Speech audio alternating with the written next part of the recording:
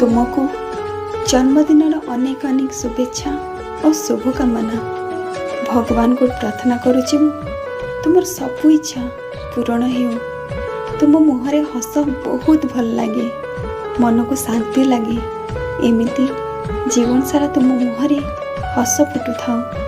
भगवान सबु विपद तुमको रक्षा करंतु। जीवन में बहुत उन्नति कर। भगवान का आशीर्वाद तुम पर सबु बेले थाओ। आ मते एमती सबुदिन भल पाऊ थाओ। धन्यवाद करुछि मो भगवान को कि मते तुम परी बहुत भल हस्बैंड देइछंती।